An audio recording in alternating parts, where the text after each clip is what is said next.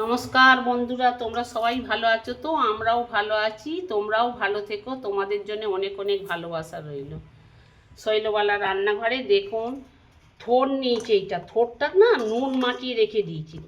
এতে নুন মাখিয়ে এই যে জলটা বেরিয়ে যাবে, দেখছেন এতে কত জল বেরিয়েছে। থোড়টা আগে থেকে আমি কেটে নিয়েছি। থোড়টার কাটা আপনাদের দেখালাম না।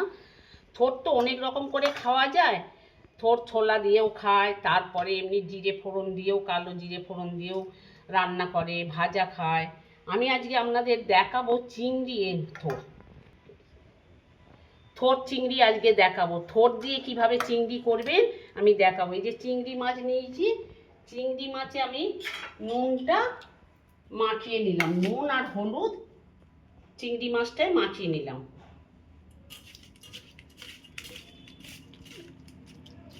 চিংড়ি মাছকে ভালো করে বেছে নিয়ে এসেছি। আর থোড়টা এরমভাবে দেখুন জলটা বার করে নেব। থোড়টাতে নুন মাখিয়ে রেখেছি, এইরমভাবে থোড় আর সেদ্ধ করতে হবে না। দেখুন এই যে কত জল বেরিয়েছে, দেখছেন? নুন মাখিয়ে রেখে দিয়েছি। থোড়েতে নুন মাখিয়ে 20 মিনিট রেখে দেবেন, দেখবেন জলটা এরকম চিপলে থোড়টা থেকে জল বেরিয়ে যাবে। থোড়কে কোনো দিন সেদ্ধ করতে হয় না। এই যে দেখছেন কত জল বেরোচ্ছে, দেখুন এত জল বেরিয়েছে, নুন মাখিয়ে রেখে দিয়েছিলাম। এই যে এরমভাবে থোড়টাকে সব জল বার করে নেব।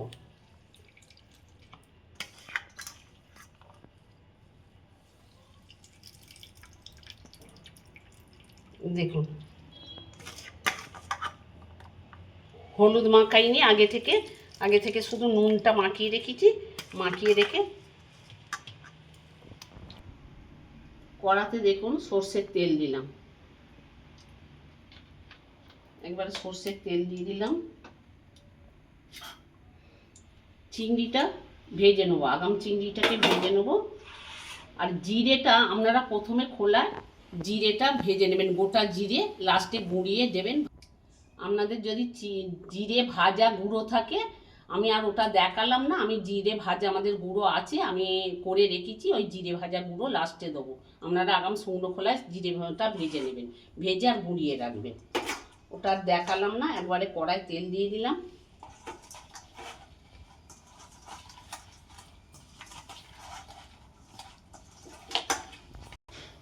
এবার মাছটা দিয়ে দিলাম।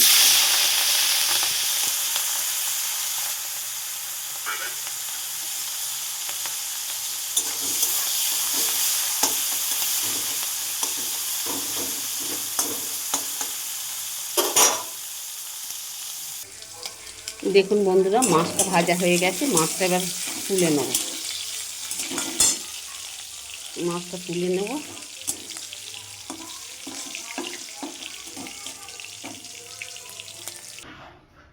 দেখুন বন্ধুরা, গোটা জিরে ফোড়ন দিলাম আর দুটো তেজপাতা দিলাম।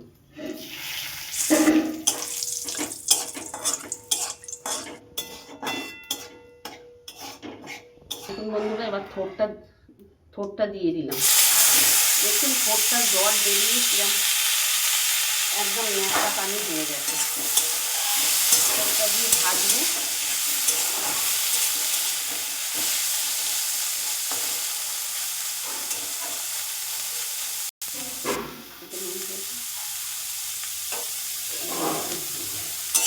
এটা ভেজে নেবেন। তারপর নুন তো এমনি মাখানাই আছে। থোড় খাওয়া কিন্তু শরীরের পক্ষে খুবই ভালো। থোড় রান্না করতে এমন সময় লাগে না। কেউ পেঁয়াজ রসুন দিয়েও খায়, আবার নিরামিষও খায়। ছোলা ভিজিয়ে থোড় রান্না করে খায়, ছোলাকে ভিজিয়ে থোড় দিয়ে করে। আমি আজকে আপনাদের চিংড়ি দিয়ে থোড় দেখাই, চিংড়ি থোড়।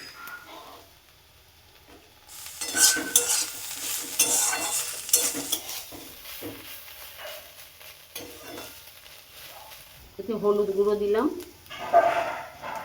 এই 1 চামচের মতন হলুদ গুঁড়ো দিলাম।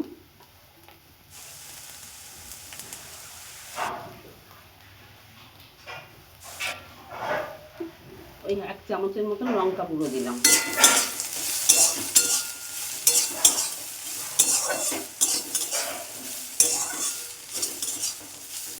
কাঁচা লঙ্কাকে ভেঙে দিলাম।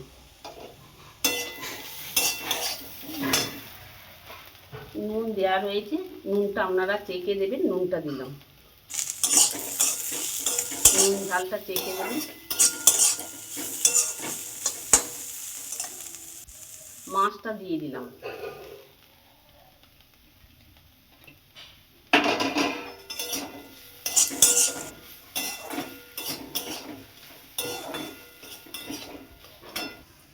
সামান্য জল দিলাম আগে,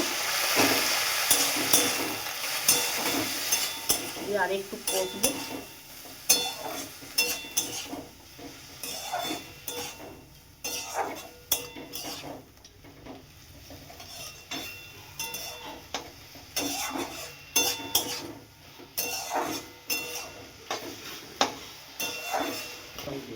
জল দিয়ে দিলাম।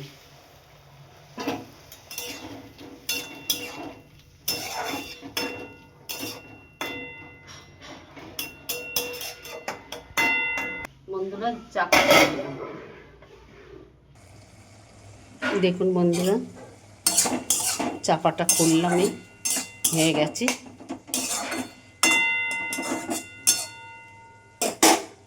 আর ভাজা জিরে, গোটা জিরেকে আগাম কাঠের শুকনো খোলায় ভেজে রেখে গুঁড়িয়ে নিয়েছিলাম, সে ভাজা জিরে গুঁড়ো দিয়ে দিলাম,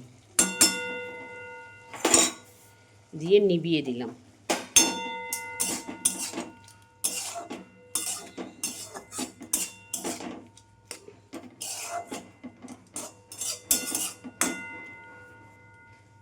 দিয়ে চাপা দিয়ে মিনিট 2 রেখে দেবো, জিরের গন্ধটা তাহলে ভালো লাগবে। লাস্টে জিরে ভাজা দিয়ে নামাবো। চাপা দিয়ে রেখেছিলাম, 2 মিনিট পর চাপাটা খুললাম, খুলে এই যে ঢাকবো।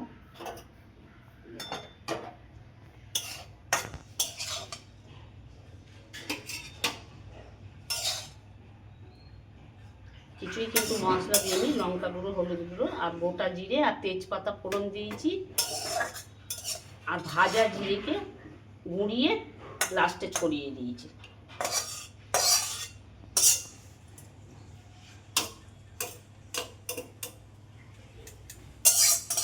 দেখুন বন্ধুরা, থোড় চিংড়ি করে দেখালাম, খুব তাড়াতাড়ি হলো, সহজ পদ্ধতিতে। আপনারা একবার এইরকম বানিয়ে ফেলুন বাড়িতে, চটপট বানিয়ে গরম ভাতে খান। কে কীরকমভাবে বানিয়েছেন আমাকে একবার কমেন্ট করে জানাবেন। ফেসবুকেও দেখতে পারেন, ইউটিউবেও দেখতে পারেন। রান্নাটা করে ফেলুন ঝপ করে। নমস্কার বন্ধুরা।